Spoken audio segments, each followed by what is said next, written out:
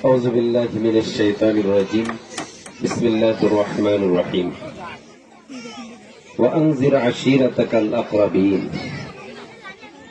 قال رسول الله صلى الله عليه وسلم خير الناس ما ينفع الناس। যে সমাজ কল্যাণ সংস্থার উদ্বোধনী অনুষ্ঠান ও আলোচনা সভার বরেণ্য সভাপতি ভাই জিল্লুর রহমান এবং আজকের এই অনুষ্ঠানের সাধারণ সম্পাদক রফিকুল ইসলাম, এই কমিটির সম্মানিত সদস্যবৃন্দ এবং আজকের আমার প্রিয় জন্মভূমি, এই জন্মস্থান এই গোপালনগরে এমন একটি সুন্দর অনুষ্ঠান আমি অবাক হয়েছি। আমার এর আগেও কয়েকবার এখান থেকে দাওয়াত দিয়েছে সংস্থার বলে কি, আমি বুঝতে পারিনি যে এত ব্যাপক আয়োজন এবং এত ভালো ভালো পার্সন এখানে আছে। হাফেজ সাহেব, মুফতি সাহেব, এরপরে ব্যাংকার, এখানে নাই এমন এই সংস্থা পরিচালনার জন্য যা দরকার আমার মনে হয় সব ধরনের লোক এখানে উপস্থিত আছে।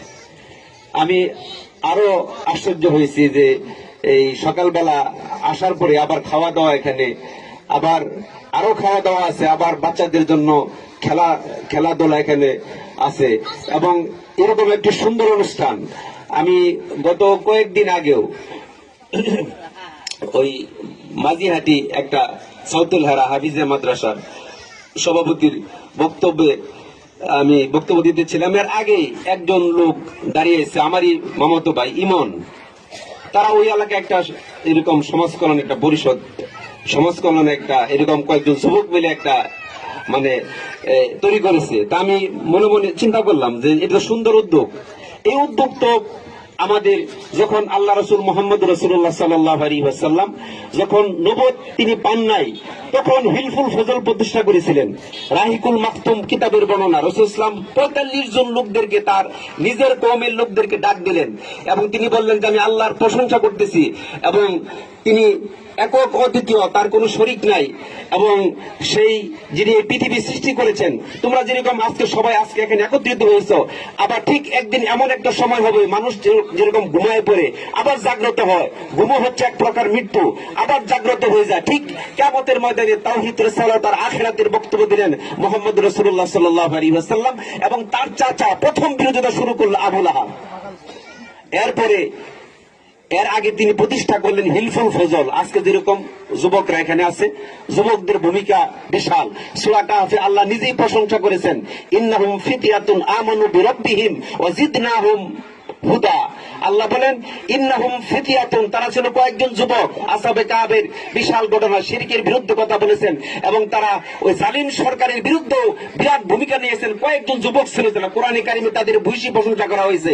ইন্নাহুম ফিতয়াতুন, অনেক হাফেজ সাহেব এখানে আছেন। ইন্নাহুম ফিতয়াতুন আমানু বিরাব্বিহিম, তারা তাদের রবের উপর ঈমান আনয়ন করেছিল। মাত্র কয়েকজন যুবক ছিল এবং সেখানে তাদের এখনো সেই জায়গায় তারা ৩০০ বছর সেখানে ঘুমাইছিলেন, ঘুম থেকে জাগ্রত হয়েছিলেন, আবার আল্লাহ পাক তাদেরকে ঘুমাই দিয়েছেন এবং সেখানে তারা এই শিরকের বিরুদ্ধে আন্দোলন করেছিলেন।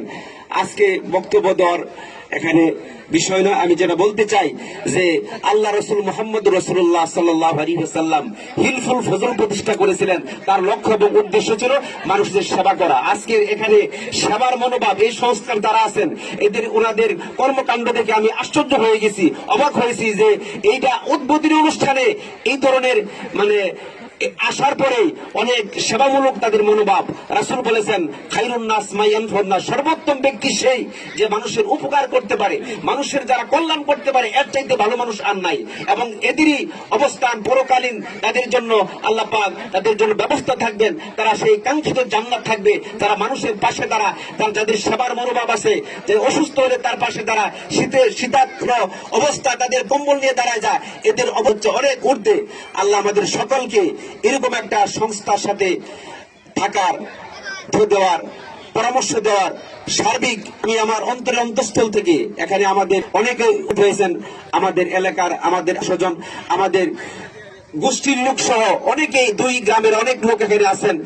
আমার অন্তরের অন্তঃস্থল থেকে তাদের কৃতজ্ঞতা প্রকাশ করাই, তাদের সুস্বাস্থ্য কামনা করি এবং এই সংস্থার উত্তরোত্তর উন্নতি কামনা করে আমি আমার কথা রীতি টানছি। ও আখির দাওয়ানা আলহামদুলিল্লাহি রাব্বিল আলামিন। আসসালামু আলাইকুম।